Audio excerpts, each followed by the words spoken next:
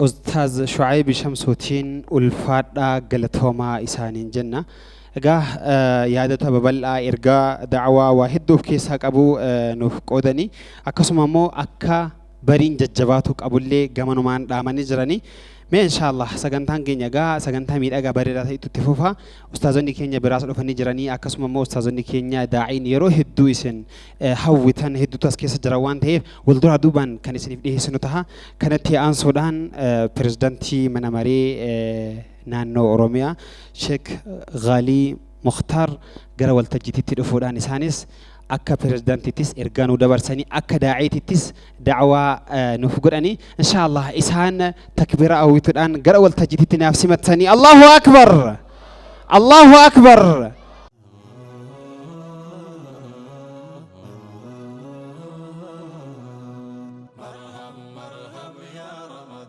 أعوذ بالله السميع العليم من الشيطان الرجيم رب اشرح لي صدري ويسر لي أمري واحلل عقدة من لساني يفقه قولي الحمد لله والصلاة والسلام على حبيب الله محمد بن عبد الله وعلى آله وأصحابه ومن والاه أما بعد كبجمو شيخ خينجا شيامين برو تقافتما دايركتوريتي كوري دعوة في قومسا من مريد إموت إسلام ما وليقل إثيوبيا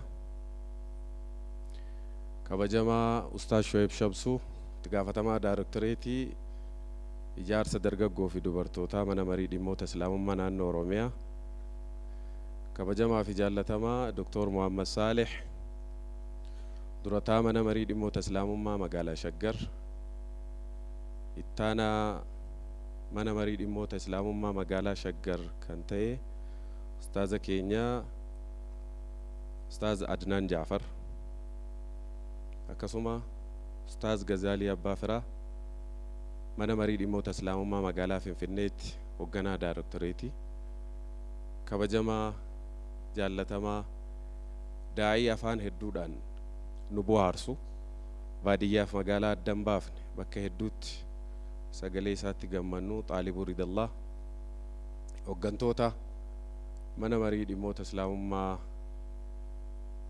magaalaa shaggarii fi akkasuma Finfinnee fi naannoo Oromiyaatii fi akkasuma qooda fudhattoota sagantaa kanaa hayyoota dubartoota manguddoota dargaggoota hundeessota sagantaa kanaadha barii tokkoffaa dabartanii barii lammaffaa hundee gadi fagoo ettanii nuu qopheessitan hundumti keessanuu baga wal agarree assalaamu alaykum wa rahmatullahi wa barakaatuh. jazakumullah khair isiniin jenna hunda dursinee rabbi galateeffannaa akka namaatti warri sagantaa kanatti yaaddanii bakka kanatti walitti nu qabdan galatoomaa jenna kan rabbi haa dursumee waa hedduu dabarsine umurii keenya keessatti abbootiin keenya immoo Finfinnee keessatti waa'ee sagadaatii fi nagadaa haasa'uu dhiisaatii keessa dabarfatanii galuuf rakkootu ture kuufiyyaa kaa'atanii dhufuu dhiisaatii keeppiyyuu yoo keeyatanii dhufan yoo sigaaraa isteekkaadhaan as kaa'atanii si sigaaraa qabsiiftu maal isiin kibriiti boorsaa gamanaa keessa kaa'atanii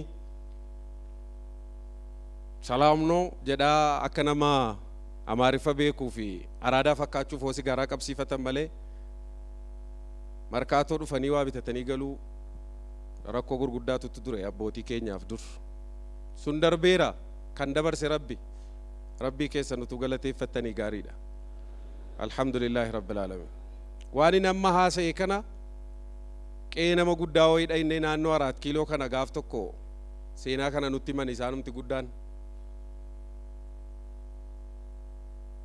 abbaan isaanii kuufiyyaa keetu beeytu mitiire ababbaan kan koo takkaa kuufiyyaa ofirraa baasanii hin beekanu woofcoo bitachuudhaan markaatoo dhufuudha jennaan keeppii kaadhaati akka nama jedhe sana jedhaa jedhamanii gorfamanii dhufanii galanii jedhan ijoollummaa kootii wannin amaariffa bareechee baradheef jedhan akka abbaa kootii sanan ta'u jechuufiniin baradhee jedhan. Har'a amaariffichi isaan baratan sun Itoophiyaa bulchuuf isaan gargaare jara keenya. Baga rakkoonis dhufe baga darbe waa hedduu keessa baranne waan ta'eef. Walillaahi alhamdu wa shukr. Har'a bari'eera. Bariin nuu bari'e kun garuu yoo ittiin fayyadamin rakkoo ta'uu danda'a. Rasuulli sallallahu alayhi wa sallam hadiisa isaanii keessatti ilmi namaa ni bariisifataa kan lubbuu isaa bilisoomsee dhiisifatu jira. Ibidda irraayis gabrummaa ma'anaa fi zaahiraa irraayis kan biliseessu jira. Akkasuma immoo kan gabroomsee halaakatti galchutu immoo jira jechuun hudhaaman Rasuulli alayhi salaatu wassalaam. Kanaaf dargaggoon yeroo kamuuhu barii isaaniif bari'e irratti yoo itti fayyadaman of bira darbanii biyya fayyaduu danda'u. Tasluhu al-ummatu bi-imaamihaa wa bi-shabaabihaa. Biyyi kan toluu dandeessu wama lamaani. Gaafa imaamni tolee, amiirri tolee fi dargaggoon tole biyyi tolee jechuudha. Kanaaf ummata keenya dargaggoon akkuma reefu Ustaaz Shu'ayb kaase baay'inaan nuti baay'eedha. Jawaanis isin keessatti lakkaa'aman malee 40 gallee waan ta'eef baabaan dhiifamanuuf godhani. Baay'inni keenya garuu maaliin madaalama isa jedhamu san hojii keenyaan madaalama waan ta'eef daataadhaan Itoophiyaa Oromiyaa qofa keessatti utuu hin taane akkuma addunyaattu dargaggootu baay'ata. Dargaggeessi baay'ate kun yoo tolee biyyi ni tolaa jechuudha. Dargaggeessi qobaan tolu amiirri karaa agarsiisu garuu jiraachuu qaba.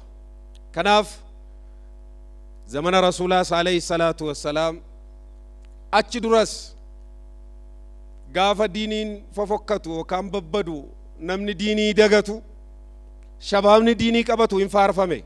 Innahum fityatun aamanuu birabbihim wazidnaahum hudaa kan rabbi jedhe sun gaafa hawaasni manca'u dargaggoon diinii qabate. Kanaaf rabbi seenaa jaraadhaa jara qofaa miti hayawaanaa fi bineensa jaraa wajjiniin jirullee rabbi kabajatti godhe. Kanaaf shabaabon Rasuulilleen alayhi salaatu wassalaam uusiikum bishabaabi khayran fa inni bu'ithtu bashiiran wa nadhiiraa. Dargaggoo khayrii yaadaa fi dargaggoo akka kuniinsitanii fi akka bootaa kennitanuuf isinitti dhaama jedhan Rasuul alayhi salaatu wassalaam. Ani gammachiisaa fi dinniinaa ta'een ergamee فحالفني الشباب وخالفني الشيوخ ثم تلا قوله تعالى فطال عليهم الأمد فقست قلوبهم أو كما قال قافن إرقا قداسنا فرديرون رفو درقاقون نمتشون فتني نفرون فتني ننسرني warri nyaatee baree kabirummaa irratti na inaafanii nama yaraa malee natti amanuu irraallee fagaatanii jedhan. Garuu jarri isin komatanuu jedhan namni waan irra ture san gadhiisuu ni jabaata waan ta'eef qalbiin namaadhaa waan tokko yeroo dagate achirra turraan waan gaariillee wallaalaa jechuudha. Waan qabe gadhiisuun itti jabaataa jechuudha. Nuti akka mana marii dhimmoota islaamummaa naannoo Oromiyaatti sagantaa akka kanaa ni jajjabeessina. Waa hedduu keessaa arganna waan ta'eef. Tokko shabaabni daandii qabatee waan gaarii yaadee bakka halaalaatti argamuun mataansaa kaayyoon manni marii hundaa'uuf sadarkaa hundarrattu ni jalqabaa isa kana. Xiyyeeffannoon jalqabaa shabaaba irratti. Manguddoon wama lama. Manguddooni duraan tokko qajeelaadha tokko immoo numan qajeelu.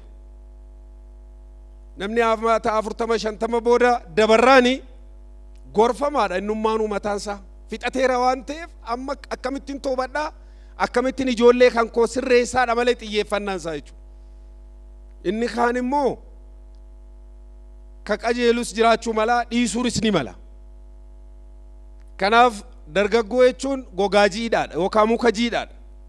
Muka jiidhaa yoo jallisuun barbaachises goobeessaniit kaazaraa godhatu.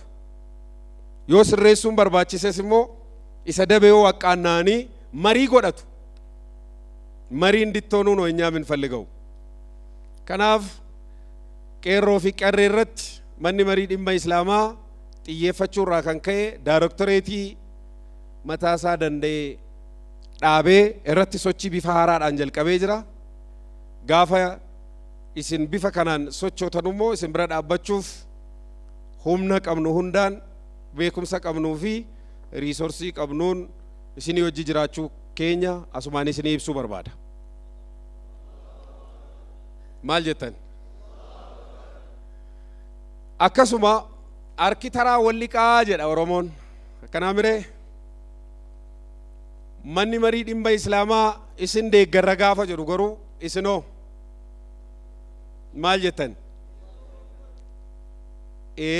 Maaf hin deeggarrelee dirqama keessanii sababaan isaa dhaabbata isin guyyaa tokkotti dargaggoon biyya kanaa Itoophiyaa guyyaa tokkotti gaafa sagaleen keenyaa dhagaamu jedhu san nama 200 ol asfaaltii irratti kan laalaa dhandhame dargaggoodha.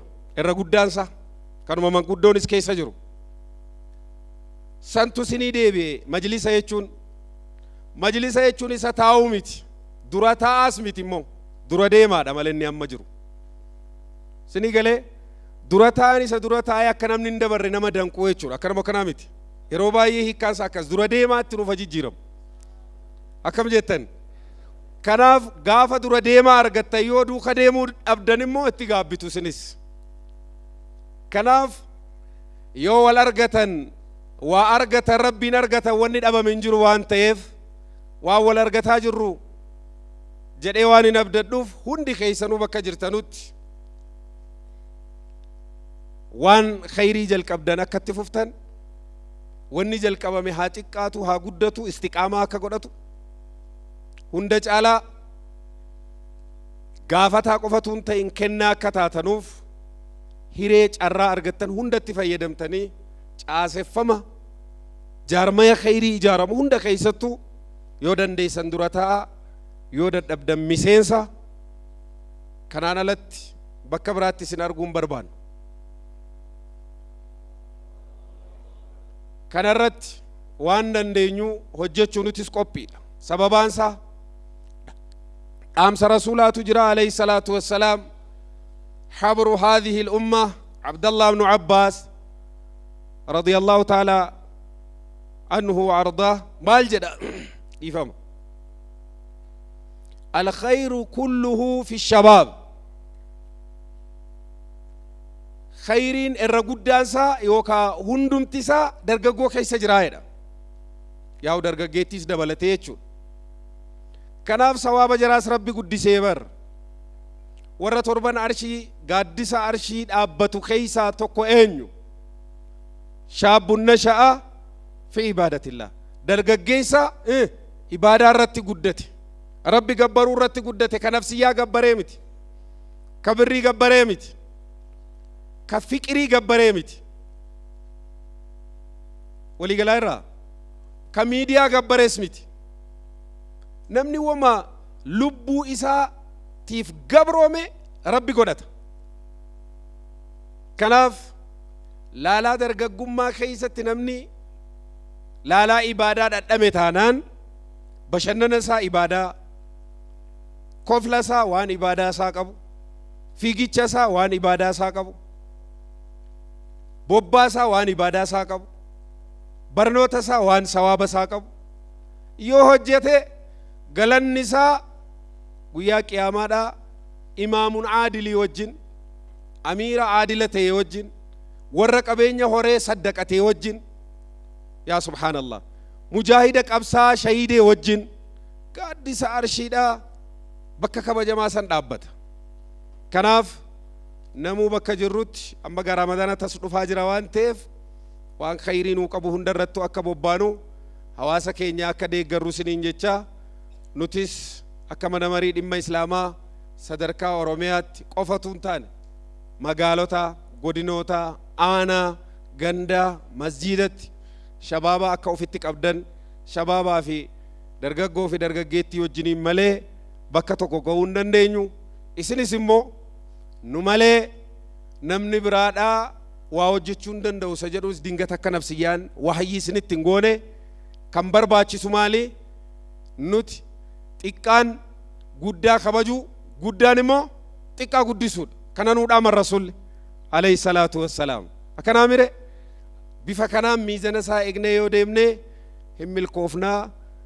Inshaallah seenaa hojjetaa jirtu Ustaaz Shu'eeb Minileemitti kabajnaa jedhanii ani garuu yaadaa mire murtii miti kun yaada ka'achuudha. Akkanuma kanaa miti eega yaada ka'achuu ta'ee ani addaraasha barii jedhamu yoo jaarre malee Minileemiin durii jaarame akkanuma kanaa miti maal taatan jirri keenya nuti nyaatamaadhuma nyaachuu sinii galaa